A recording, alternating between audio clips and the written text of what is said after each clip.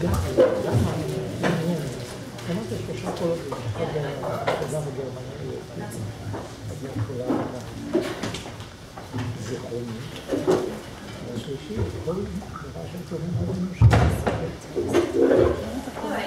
everyone to this first panel of this 3-day international conference on the perspectives of terrorism and migration. My name is Ireneusz and I'm a PhD candidate here in the Haifa Center for German and European Studies, and I will be replacing Ms. Janine Baptuvia, who's supposed to be the chair of this panel, but could unfortunately not make it in the last minute. So the title of this first panel is Securitization Practices and Migration in a Comparative Perspective. And I think that the people we have here on this panel are perfect for the comparative perspective, as we have Professor Karolewski here, who will give us insights to practices in Hungary and in Poland, while we also have Advocate Pawel and Michaeli here with us, who are coming from the more practical field and are active in Israel. So I'll introduce everyone first, briefly.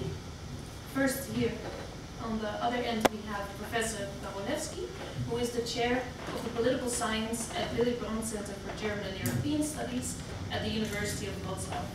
His main areas of research focus on modern political theory, European integration, and nationalism in Europe. Today, he will speak about the Caesarean politics of migration in Central and Eastern Europe, and he will explain what Caesarean political strategies are and how they relate to terrorists, migrants, and minorities. Next to him, we have Advocate Anat Ben-Dor, who works at the University of Tel Aviv, and she's one of Israel's leading refugee attorneys. She will be speaking about the securitization of the Israeli asylum system and elaborate how Israeli practices limit and violate rights under international law. And then the last one today will be Advocate Keren Michaeli, who is the head of the legal unit at the Office of the United Nations High Commissioner for Refugees in Israel. Advocate Michaeli will give us the UNHCR perspective on national security concerns relating to the protection of refugees. She will address issues of the limitation of the UNHCR protection mandate, exclusion from refugee status, and challenges to finding durable solutions. So the structure of this first panel will be as follows. Each speaker will have 15 minutes, because we started a bit later, to speak.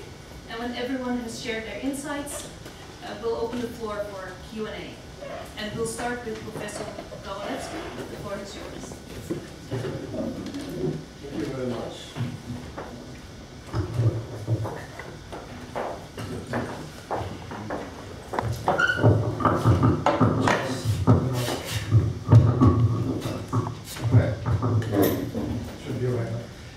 Just a little correction, because what you've mentioned is actually my paper on Tuesday on the Caesarean thing, but I sent you the wrong abstract, so it's my fault. So I'd like to talk today about securitization practices from, if you like, right? I don't know.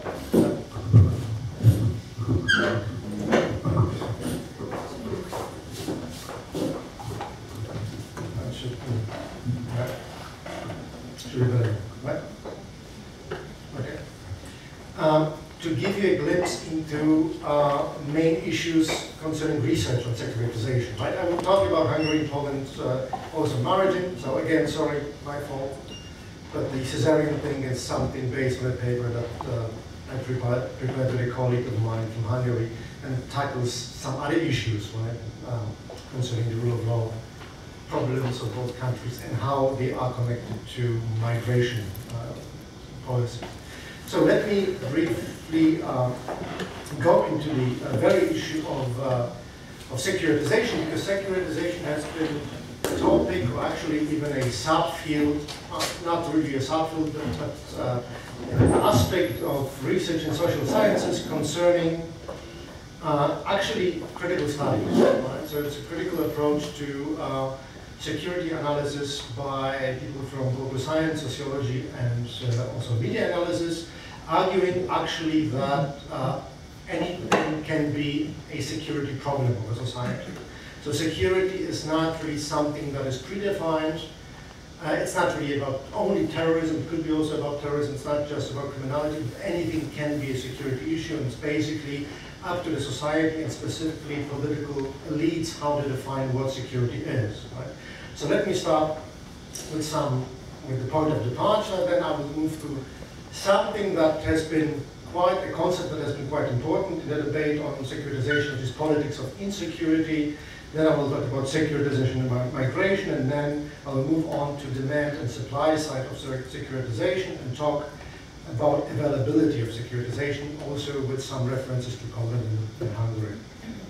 So the point of departure of a lot of research on securitization is that some scholars argue that our societies have changed.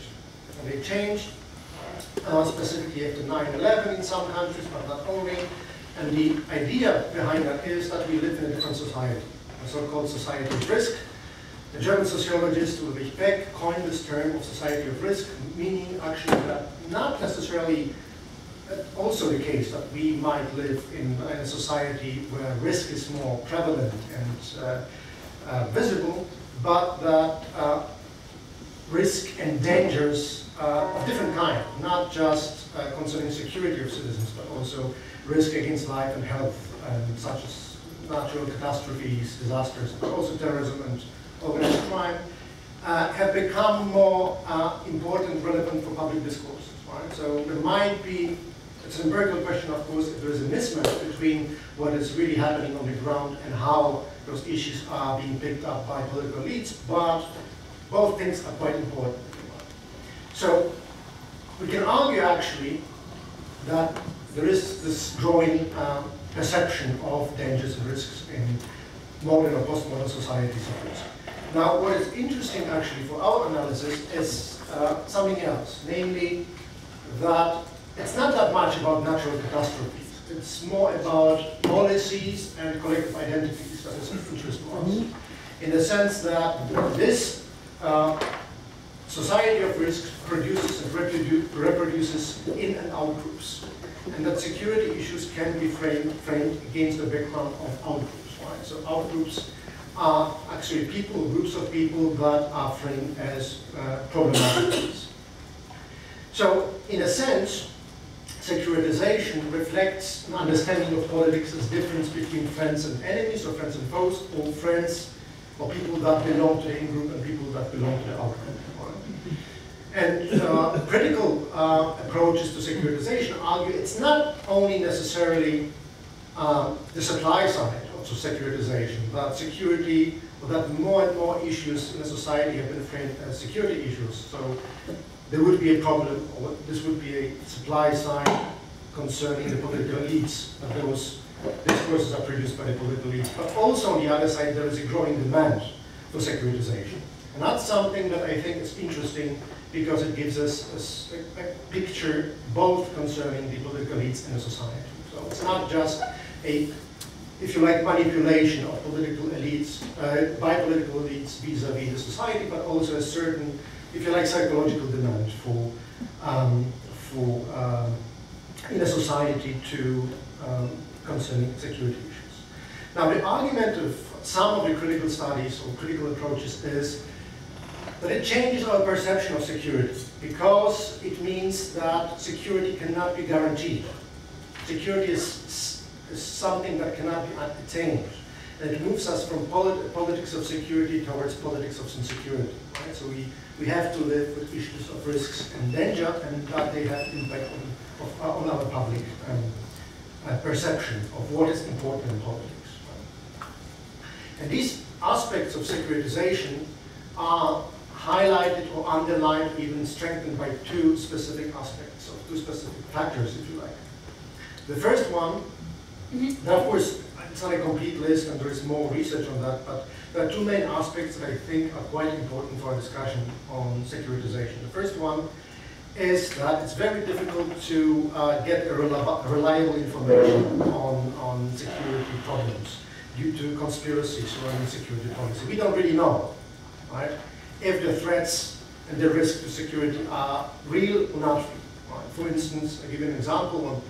On Poland, the Polish intelligence organizations have been trying to find terrorism for the last 20 years and they were not successful.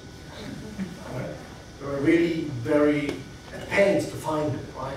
And they found, I think, one person, one kind of confused academic at the University of Krakow that was supposedly plotting to blow up the building of the Polish parliament, but we don't really know if he was kind of mentally ill or proper conspirator, right? So in some countries, it's not an existing risk or threat, but the very public debate on this leads political elites somehow to talk about this and analyze this and frame this, but we don't really know if there are any reliable information pertaining to the real existence of the risk. The other thing is the easy accessibility to threat and risk information, even though they're not reliable, because in social media, we get access to information all the time, right? And the information is being given to us as we speak. Right? We don't know if it's reliable, but it's there. Now, the connection to migration is, of course, that, again, in the critical security studies or securitization studies, there are two types of risks that are discussed or have been discussed.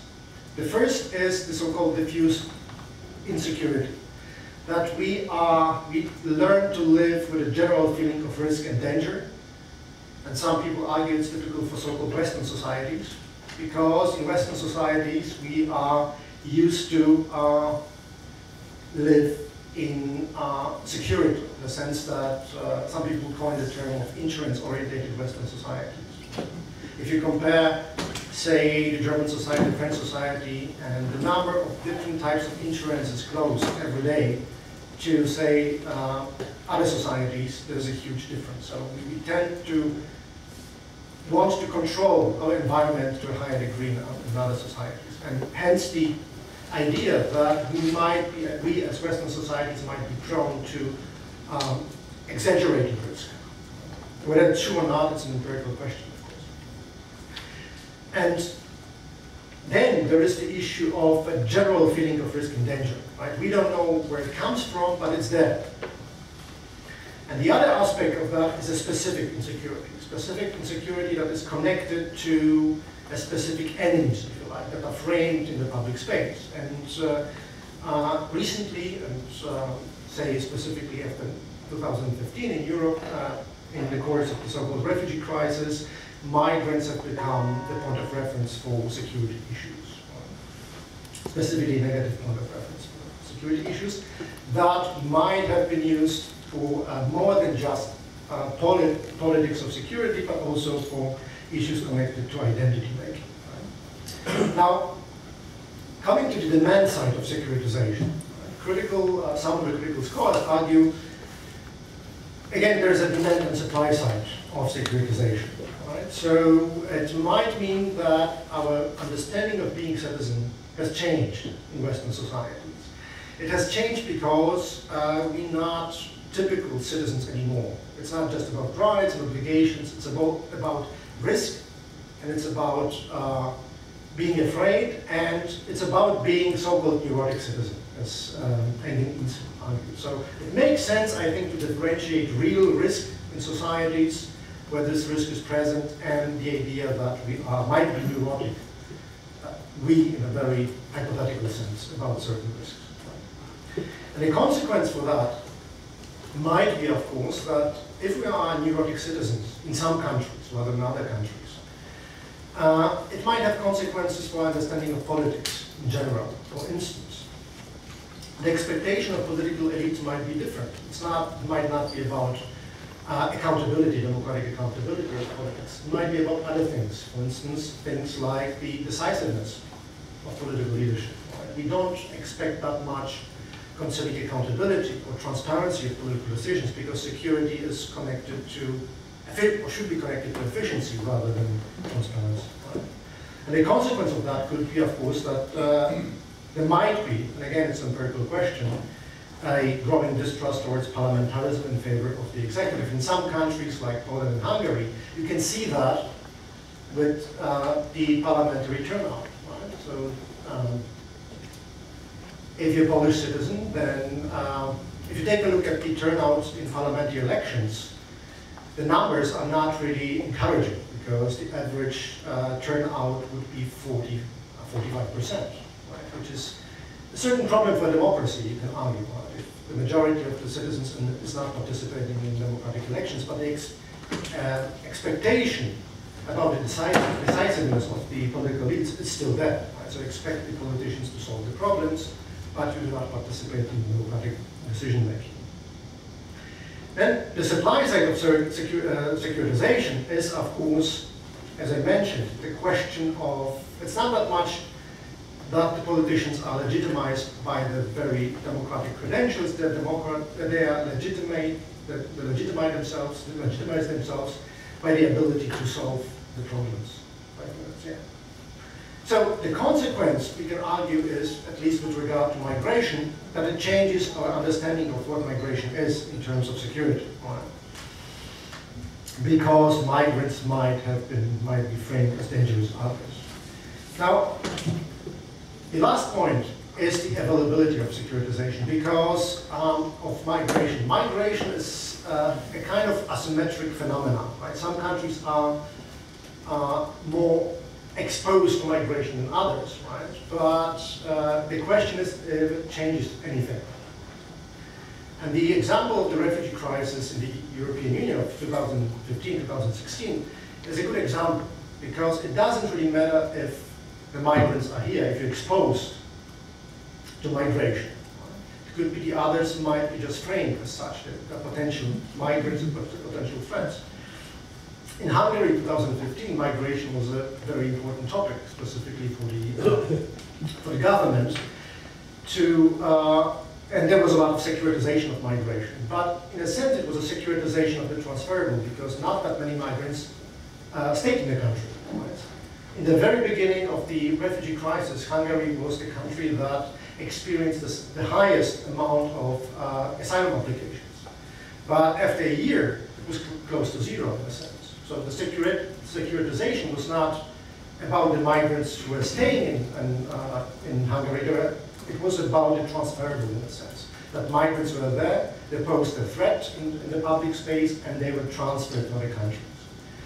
In Poland and Czech Republic, there were no migrants whatsoever during the refugee crisis. So in a sense, it was a securitization of the unknown, we can argue, because both countries had a very limited experience with migration.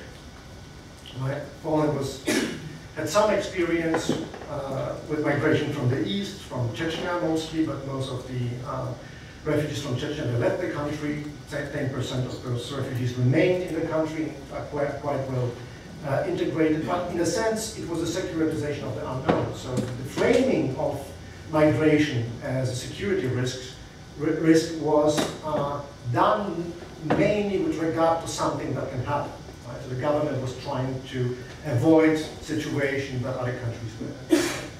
So in a sense, migration as a security risk can be more available or less available, but it might not have consequences for the public debate. You can still use migrants as something that is scary, problematic, and you can securitize the public debate. Thank you.